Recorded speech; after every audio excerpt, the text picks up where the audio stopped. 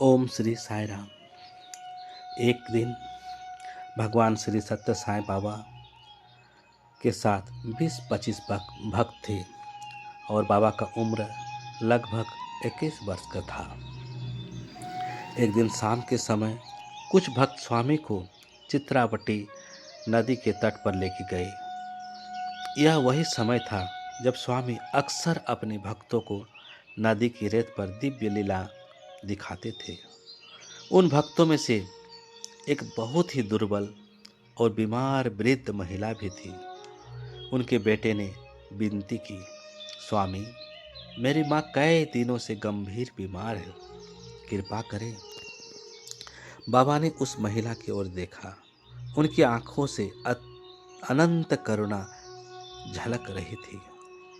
वे धीरे से बोले, चित्रावटी, माँ सब संभल कर सकती है, आओ उसकी आशीष ले। स्वामी रेत पर बैठे उंगलियों से धीरे धीरे रेत को घुमाने लगे।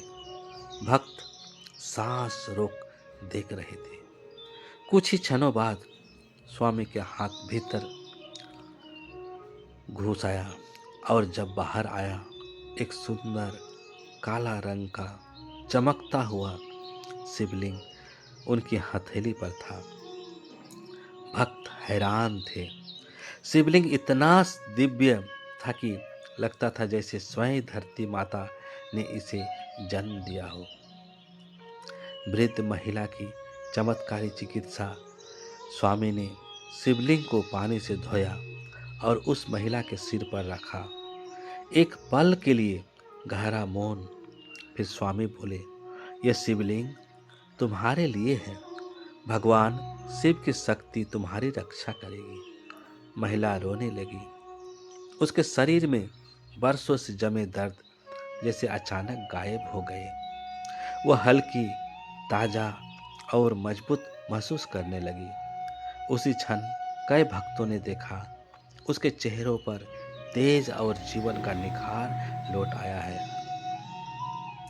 अगली सुबह वही महिला आश्रम आई और बोली, स्वामी, मुझे रात को पहली बार बिना दर्द के नींद आई।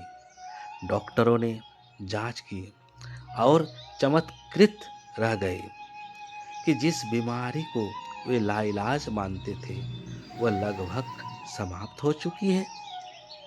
स्वामी ने मुस्कुराकर कहा, भक्ति और विश्वास ही सबसे बड़ा औषधि है।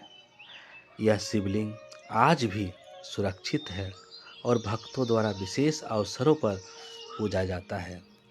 कई पुराने भक्त कहते हैं कि उन दिन चित्रावटी नदी स्वयं मां बनकर शिवलिंग के रूप में करुणा बरसा रही थी। इस कहानी से हमें यह संदेश मिलता है कि ईश्वर की करुणा अनंत है। चमत्कार केवल दैहिक नहीं, हृदय और मन में भी होता है। पूर्ण विश्वास व्यक्ति के जीवन को बदल देता है। चित्रावटी नदी बाबा की लीलाओं की मौन साक्षी है। एक और लीला। एक बार एक पूर्णिमा की रात स्वामी अपने भक्तों के साथ चित्रावटी नदी पर गए। आकाश साफ था और बड़ा चमकीला चांद नदी की लहरों में झिलमिला रहा था। स्वामी रेत पर बैठे भक्तों से प्रेम भरी बातें कर रहे थे। तभी एक छोटा बच्चा राधा कृष्णन स्वामी के पास आया और मासूमियत से बोला, स्वामी, मैं चांद को पास से देखना चाहता हूँ, क्या आप इसे थोड़ा नीचे ला सकते हैं?